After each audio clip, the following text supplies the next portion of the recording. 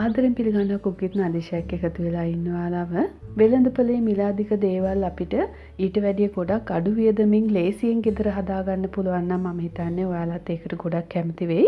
ඉතින් අද මම ඔයාලට අරගෙන ආවේ මේ වගේ රෙසිපි එකක්. පීනට් බටර් කිව්වම ඔයාලා දන්නවා මේක වෙළඳපොලෙන් අරගන්න ගියොත් ලොකු මුදලක් ගෙවන්න වෙනවා. හැබැයි අපිට පුළුවන් ගෙදරම ගොඩක් රසට මේක හරිම ලේසියෙන් හදාගන්න. ඒ විතරක් නෙවෙයි. සාමාන්‍යයෙන් අපි නිතරම දකින පීනට් බටර් එක වගේ නෙවෙයි. මේකට මම චොක්ලට් එකතු කරගෙන චොක්ලට් පීනට් බටර් එකක් තමයි ගොඩක් රසවත් විදිහට හදාගන්නේ. ඉතින් විශේෂයෙන්ම පුංචි දුවලා පුතාලා ඉන්නවා නම් මම හිතනවා මේ රෙසිපි එක ඔයාලා හැමෝටම ගොඩක්ම වැදගත් වෙයි කියලා. චොක්ලට් පීනට් බටර් එක හදාගන්න ඇත්තටම අපිට ගොඩක් දේවල් අවශ්‍ය වෙන්නේ නැහැ. ඔයාලට පේනවා ඇති. බොහොම පොඩි ප්‍රමාණයක් තමයි අපිට අමුද්‍රව්‍ය අවශ්‍ය වෙන්නේ. ඒ විතරක් නෙවෙයි මෙතනදී විශේෂයෙන් මතක තියාගන්න මම චොක්ලට් පාවිච්චි කරන නිසා තමයි සීනි ගොඩක් අඩුවෙන් අරගන්නේ. මොකද චොක්ලට් එකේ පැන් රස තියෙන නිසා. හැබැයි ඔයාලා චොක්ලට් වෙනුවට කොකෝ පවුඩර් අරගන්නවා නම් අනිවාර්යයෙන්ම අවශ්‍ය වෙන සීනි ප්‍රමාණය වැඩි වෙන්න පුළුවන්. ඉතින් සීනි අඩු වැඩි කරගන්නේ කොයි විදිහටද කියන එක ගැන මම වීඩියෝ එක ඉදිරියේදී කතා කරනවා. ඉතින් ඒ නිසා වීඩියෝ එකත් එක්ක දිගටම රැඳිලා ඉන්න. ඔයාලට වෙළඳපොලෙන් බැදපු රටකජු අරගන්නත් පුළුවන්. හැබැයි ගොඩක් වෙලාවට බැදපු රටකජු වලට වැඩිය අමු රටකජු ගන්න පුළුවන් නම් ඇත්තටම ගාණ ගොඩක් අඩුයි. ඉතින් ඔයාලට පුළුවන් අඩු ගාණක් දීලා අමු රටකජු අරගෙන oven එකේ දාලා රෝස්ට් කරගන්න. මම ඒ සම්බන්ධයෙන් උත් වෙනමම වීඩියෝ එකක් මීට කලින් කරලා තියෙනවා. ඔයාලට මතක ඇති. කොයි විදිහටද රටකජු බේක් කරගන්නේ කියලා. ඉතින් ඔයාලට මේ වීඩියෝ එක බලලා නියම ගාණට මේක රෝස්ට් කරගත්තට පස්සේ පොතු ටික ඉවත් කරලා අවශ්‍ය ප්‍රමාණයට රටකජු මේ වගේ අරගන්න පුළුවන්. ඊළඟට පොඩි කෑලි වලට කපාගත්ත චොක්ලට් ටිකක් පාවිච්චි කරනවා. මේක මිල්ක් චොක්ලට් එක තමයි මම අරගෙන තියෙන්නේ. ඒ වගේම බටර් තේ හැන්දකුත් අපිට අවශ්‍ය වෙනවා.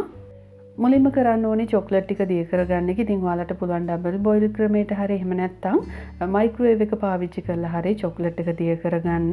ඉතින් බටර් බොහොම පුංචි ප්‍රමාණයක් තමයි මම අරගෙන තියෙන්නේ. බටර් වැඩි කරගෙන චොක්ලට් ටික වමනාට වඩා දිය කරගන්න එපා. චොක්ලට් ටික දිය කරගන්න අවශ්‍ය ප්‍රමාණයට විතරක් බටර් පාවිච්චි කරන්න. ඉතින් මෙන්න මේ විදිහට කෑලි පොඩ්ඩක්වත් දැන් නැහැ. චොක්ලට් එක හොඳට දිය වෙලා තියෙනවා. ඒ වගේම ඔයාලට පේනවා ඇති ගොඩක් දියර ගතියක් නැහැ. හොඳට ඝනකමට චොක්ලට් එක දිය වෙලා තියෙනවා. ඊළඟට රටකජු ටික හොඳට පේස්ට් එකක් වෙනකන් අඹර ගන්න තමයි තියෙන්නේ. ඉතින් ඔයාලට මේකට ග්‍රයින්ඩ් එක පාවිච්චි කරන්න පුළුවන්. ඊළඟට සීනිත් බොහොම පොඩි ප්‍රමාණයක් තමයි මම පාවිච්චි කරන්නේ. කලින් කිව්වා වගේ චොක්ලට් එකේ පැන් රස තියෙන නිසා අනවශ්‍ය විදිහට සීනි එකතු කරගන්න ඕනේ නැහැ. ඊළඟට අනිවාර්යයෙන්ම ලුණුත් තේ හැඳි 8න් එකක් වගේ බොහොම පුංචි ප්‍රමාණයක් මම එකතු කරගන්නවා. දැන් ඉතින් හරිම ලේසියි අපිට මේක තියෙන්නේ හොඳට පේස්ට් එකක් වෙනකන් අඹර ගන්න විතරයි.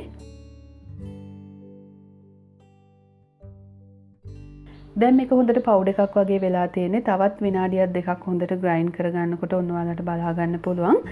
මේක හොඳට පේස්ට් එකක් වගේ වෙලා තියෙන්නේ. මොකද රටකජු වල තියෙන තෙල් ගතිය නිසා ඔයාලට මේ විදිහට පේස්ට් එකක් තමයි හම්බෙන්නේ. දැන් අපිට තියෙන්නේ කලින් දිය කරගත්ත චොක්ලට් ටිකත් මේකට එකතු කරගන්න. මම මුලින් සඳහන් කරා වගේ ඔයාලට චොක්ලට් වෙනුවට කොකෝ පවුඩර් එකතු කරගන්නත් පුළුවන්. හැබැයි අනිවාර්යයෙන්ම මතක තියාගන්න කොකෝ පවුඩර් එකතු කරගන්නවා නම් ඔයාලට සාමාන්‍යයෙන් මේ සඳහන් කරලා තියෙන රටකජු ප්‍රමාණයට කෝප කාලක් වගේ සීනි එකතු කරගන්න වෙනවා.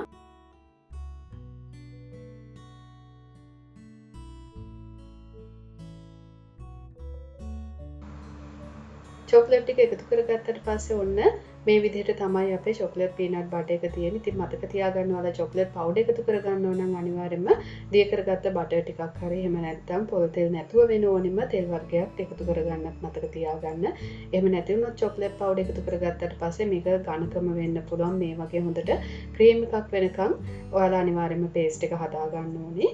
ඉතින් ඒ විතරක් නෙමෙයි මතක තියාගන්න ඔයාලා සීනි මදි කියලා හිතලා රස බලලා අන්තිමට සීනි එකතු කරගන්නවා නම් තව ටිකක් හොඳට ග්‍රයින්ඩ් කරගන්න. සීනි කැට හිටින්නේ නැති විදිහට සීනි ටික හොඳටම දිය වෙනකම් ග්‍රයින්ඩ් කරගන්න. ඒ වගේම රටකජු කෑලි හිටින විදිහට ඔයාලට මේක තවත් හදා ගන්න ඕනේ නම් ටිකක් පොඩි කරගත්ත රටකජු ටිකක් මේකටම කලවම් කරගන්න තමයි තියෙන්නේ. එතකොට රටකජු කෑලි විදිහට හැපෙන විදිහට සෑන්ඩ්විච් එක හදා ගන්න පුළුවන්. ඉතින් ඔන්න මම ගොඩාක් ක්‍රම වලට මේක හදා ගන්න විදිහ කියලා දුන්නා. ඔයාලට ගෙදර තියෙන දේවල් පාවිච්චි කරලා කැමති විදිහකට හදා ගන්න තමයි තියෙන්නේ. ඉතින් ඇත්තටම ඔන්න ওই විදිහට හදාගත්ත පීනට් බටර් එක ඔයාලට ෆ්‍රිජ් එකේ තියලා අවශ්‍ය වෙලාවට විනාඩි 5ක් විතර කලින් එළියෙන් තිබ්බහම මෙන්න මේ වගේ ලස්සනට සෑන්ඩ්විච් එකක් හදා ගන්නත් පුළුවන්.